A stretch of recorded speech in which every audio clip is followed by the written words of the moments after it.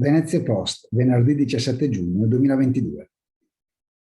Grandi dimissioni e grandi scelte. Le grandi dimissioni che si stanno verificando anche in Veneto nascondono un fenomeno più complesso. Improbabile che si tratti di questioni retributive o che a dimettersi siano solo le persone più qualificate. Dietro al fenomeno sta probabilmente la ricerca di migliori condizioni di lavoro da più punti di vista.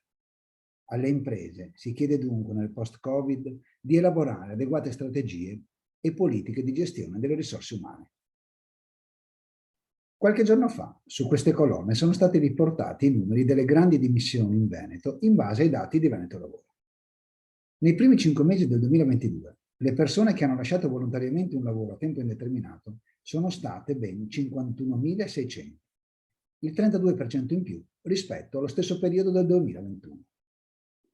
La vera notizia però non è questa, ma è un'altra, ovvero il fatto che il 44% di chi ha dato le dimissioni è stato assunto da un'altra azienda entro una settimana e il 57% nell'arco di un mese. Questi numeri ci dicono che, in generale, le persone si sono licenziate perché avevano qualche offerta di lavoro considerata più interessante. Quali potrebbero esserne le ragioni?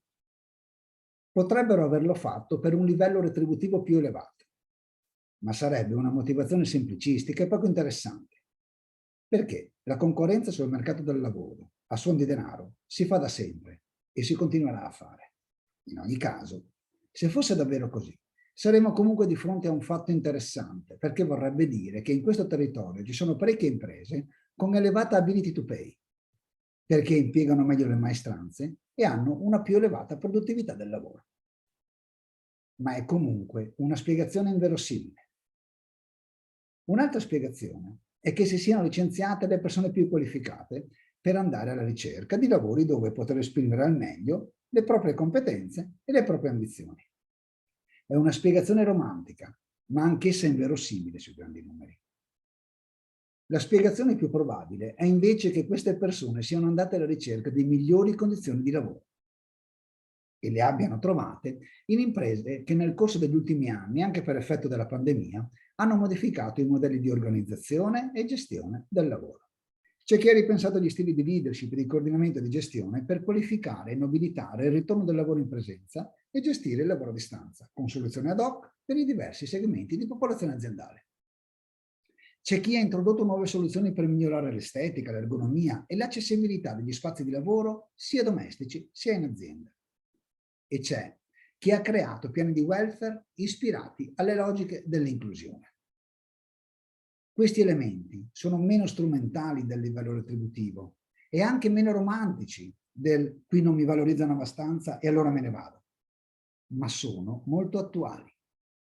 Nel corso della primavera 2022, nel dibattito manageriale ha fatto capolino il concetto di The Great Rethink, che pone l'accento sul significato che le persone danno all'esperienza lavorativa e che sintetizza la qualità delle relazioni con colleghi e colleghe nell'ambiente di lavoro, in azienda da remoto poco importa, gli stili di leadership adottati dall'impresa, la capacità delle figure apicali di esplicitare il purpose dell'impresa, di agire in modo coerente e di renderle partecipi.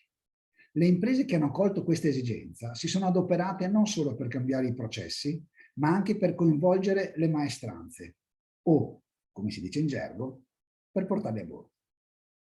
In sintesi, il crescente numero di dimissioni volontarie ci dice che la concorrenza per le competenze reclama politiche di gestione delle risorse umane che combinano diversi aspetti al fine di potenziare in modo mirato la retention.